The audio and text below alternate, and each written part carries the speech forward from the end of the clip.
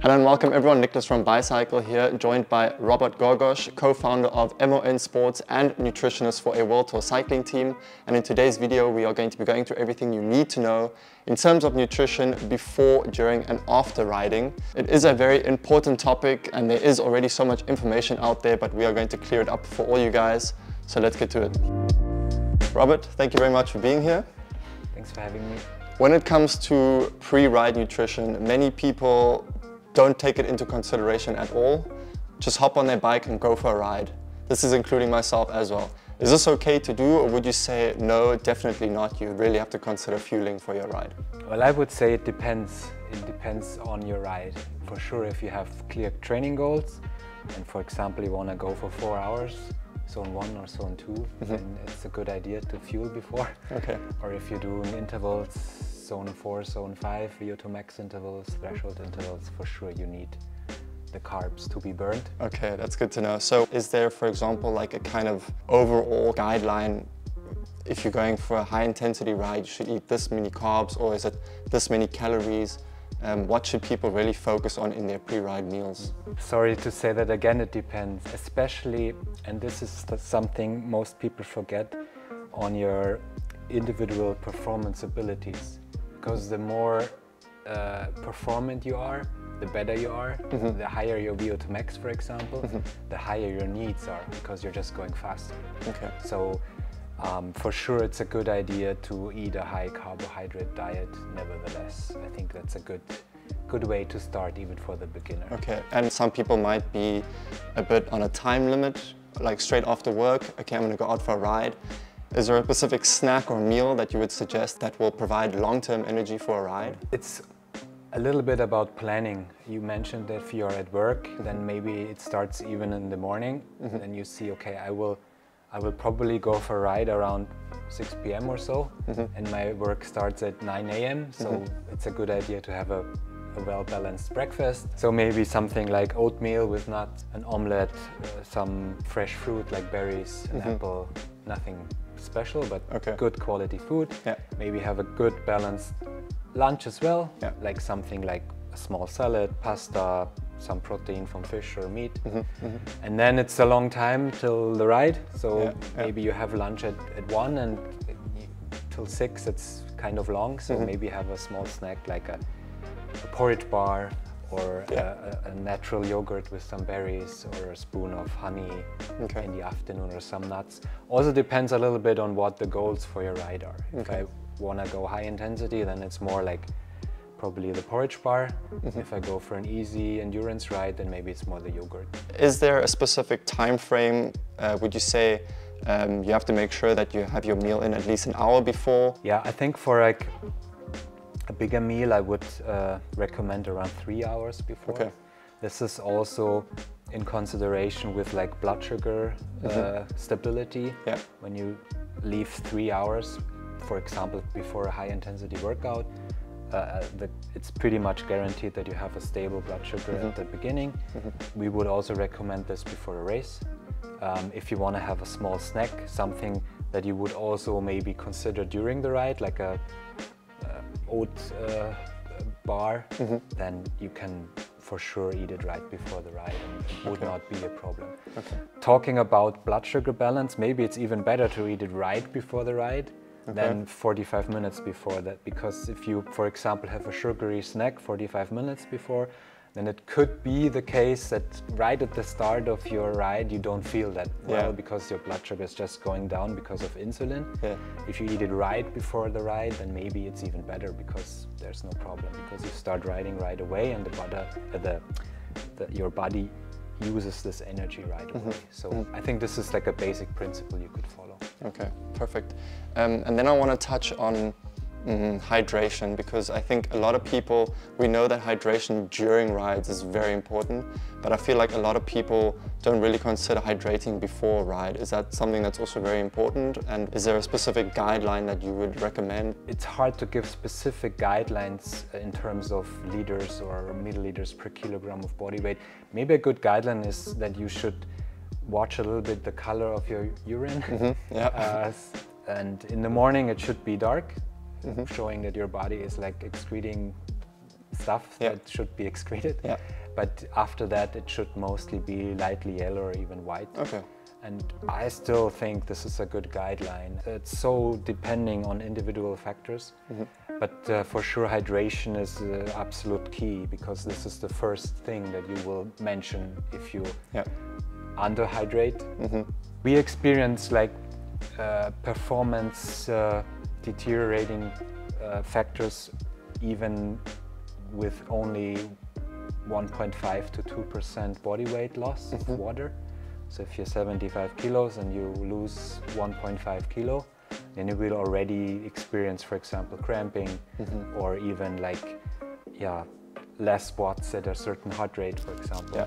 So you will see that right away. And 1.5 liters can be, on a hot day, this could be lost in 1 hour of riding. Okay, so, crazy. So that's, and if you go for 4 hours and you have high intensity ride or race, then for sure not drinking enough will harm your performance a lot. Okay. So moving on to during ride. We've heard 60 to 90 grams carbs this, 120 grams that. There's so much information out there and it can become a bit confusing, but what would you say are the key things that people should look out for during and how they should fuel during the ride? I think the most important factor is your performance, because the relation is quite clear.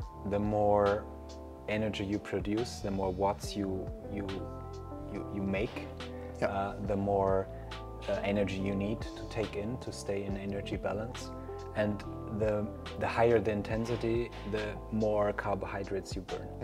But even if you're a very performant athlete, then even with low intensity, you're already burning a lot of carbs, because the overall energy is so high. But for a beginner, let's say you go for a easy ride for 2 or 3 hours and you produce, I just say one number, 150 watts, you won't burn that much energy, and you also won't burn that many carbs. So maybe 30 grams per hour is enough.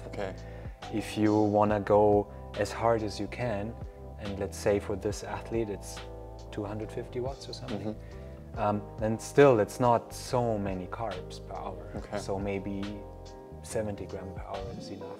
I would have to look into you call it metabolic profiling. So you see at what intensity you burn how many carbs per hour. And then you try to match this somehow. For a super high performant athlete, it will probably be a lot more than he can ingest. And that's why we try to go to 120, 130 grams per hour. But I would say for like a good athlete that is doing higher intensity rides, maybe even a race, 90 grams per hour is a good start. Overdoing carbs is not like in the ride, like 120 for example, is not like without problems. You need to train this, you need to train your receptors, you need to train the different pathways of carbohydrate uptake in your gut. So it's not like, okay, I have never done this before, I jump on the bike and take 120 grams, this won't work. So you have to try it. And again, the more carbs you take in, you teach your body to rely more on those carbs. So if you want to go easy and want to train your fat burning capacities, then it's probably not such a good idea. And also in the beginning of a ride, maybe it's a good idea to take a little bit less or take slow release carbohydrates, for example. Maybe don't take any carbs even in the first hour, and then start fueling and increase the amount from hour to hour. That's also a strategy. So would a good idea for someone that's a complete beginner and maybe doesn't have access to getting this profiling that you've mentioned before, maybe go out on a ride, take about 60 grams of carbs per hour and kind of see how you feel in terms of your gut? 60 grams should be never a problem. I mean, you have two receptors in your gut. One is for glucose and one is for fructose. And the glucose one normally is able to take 60, maybe 65 grams per hour. So even if you take only a glucose-based drink, then 60-65 grams should work no problem. If you want to go higher, then you also need the second one, that's we call it GLUT5. Then you take the fructose as well, and then you combine those two, glucose and fructose, and can go up to 120 grams, for example. Okay. What would you suggest how people fuel, or what should they eat during the ride to make this? Yeah, I think probably it's mostly like liquid nutrition, like gels and drinks. Okay, and if you, for example, do a marathon where you have easier parts, like flat parts, then maybe you can also get the energy from a bar then, but mostly it's, especially when it's hard racing or going uphill, if it's hot, it's also a factor that affects availability of carbs or uptake of carbs, then it's more liquid. And is there a specific time frame in taking these gels? Could I open a gel all at once? Or normally you would take the gel at once. Okay. I mean, I would try to spread those 80 grams, when we're talking about 80 grams, more over this whole hour. Okay. So you take the gel and maybe don't drink the whole bottle after it, because then you have those 80 grams within 5 minutes or so. Yeah. And maybe try to drink the hypotonic drink a little bit later. Okay. So you spread the 80 grams. And what about like normal solid foods? Could I technically take a peanut butter sandwich, put it in my jersey, and that should be good maybe for 1 of the hours? Or bananas, is that also something? Yeah, for sure, for easier rides, for sure. Okay. But try this on an uphill in a race. I don't think this will work. And the fat for sure slows down the carbohydrate absorption. So this is something to take into consideration. Okay, true. But for easier ride, for sure. I mean, it's also quite common to stop for a coffee and a cake on an easier, longer ride. Yeah, that's totally fine. How many bananas are we looking at to full 80 grams? Is that like 3 bananas? Around 3 bananas. Okay. Yeah, medium-sized banana. I mean, a medium-sized banana is between 25 and 30 grams of carbs. Okay. So we spoke about hydration pre-ride. Now we know that it's super important during the ride. What's the timing? How should one go about hydrating during the ride? I think it depends a lot on the weather. It depends a lot on the temperature, your sweat rate, also your size, because the bigger you are, the more cooling you need, so you sweat more.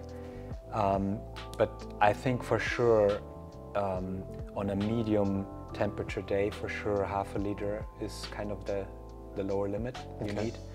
And maybe the higher limit on a super hot day can be 2 to 2.5 liters, so it's a lot. But also depending on the factors I mentioned. So I would somewhere in between ½ liter and 1 liter per hour is kind of a good start that you need. Okay, interesting. And last question for during rides, we did touch on the point of cakes and sweets and cyclists loving to stop at cafes on the way. So I've actually brought with 3 cakes or snacks that one would come across in their bakery/cafe on their ride. We have a pretzel with butter, apple crumble pie, and raspberry cream cake. Which one would you say definitely go for, and which one would you say, hell no, definitely don't take it? I don't think it's that important. Go for your gut feeling a little bit. I mean, if you want to have perfect carbohydrate assimilation, then none of those is perfect. But if you stop for a ride, maybe in a last part of an easier ride, I don't think it depends that much. And if, regardless of fat, carbohydrates, which one would you take on your ride? I think I would go for this one. Okay, good choice, good choice. So we've spoken about pre-ride, during ride, carbohydrates this, carbohydrates that. After ride, recovery is definitely also an important factor. What should people prioritize in their after-ride recovery meals? Again, it depends. I'm starting to love that sentence. I mean, if you go for like an easy 1 hour ride, I don't think it matters at all. And you just have your normal meal after the ride, maybe shower first and then take your meal. If you've done a training, means you've done a long, easy ride, or you've done a higher intensity, maybe shorter ride, then for sure think about nutrition right away. I would even think about nutrition before your shower. Talking about recovery shake, for example, meaning a combination of easy to digest carbohydrates or fast to digest carbohydrates plus some amino acids or protein. And Alternative would be something like, some fruit, some dried fruit, for example, dates, with some protein source like a buttermilk or kefir or something like this, or just low-fat milk. It's not so important if it's low or high fat in general, but in this case I would prioritize the carbohydrates and protein and go low with fat, because it just slows down the assimilation of proteins and carbs. So that's why you would go low in fat. Your muscle cells are super hungry for sugar.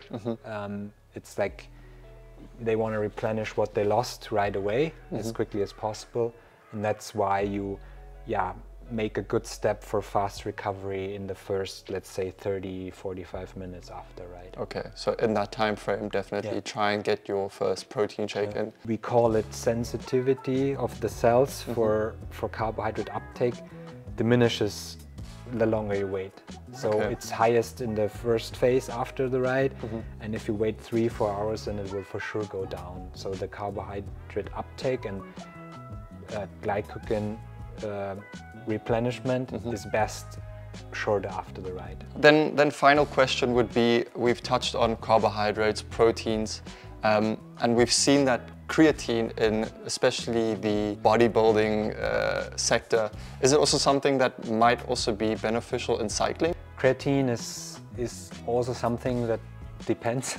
I mean, someone who wanna be good in like sprinting, in like short accelerations, in like performances up to 10 seconds, where creatine plays a role and is said to be performance enhancing, could work. I would not use as much as is used in like bodybuilding, but use a lot less, because you have some problems maybe with cramps, with water retention. So maybe 2 to 3 grams per day would be enough for like a medium-sized cyclist. Maybe for a smaller female cyclist, even less. And you could try it and see how it works. But if you're talking about marathon riding or something like this, I don't think there's so it's more the sprints. Any reason to use creatine. Right. Well, Robert, thank you so much for being here. It was an absolute pleasure. If you would like to find out more about MoN Sports, they have tons of knowledge on their website, and we are also offering a discount code. Feel free to look down below in the description. Thank you very much for watching. I hope you enjoyed this video and found it helpful. Don't forget to like and subscribe, and until next time, peace.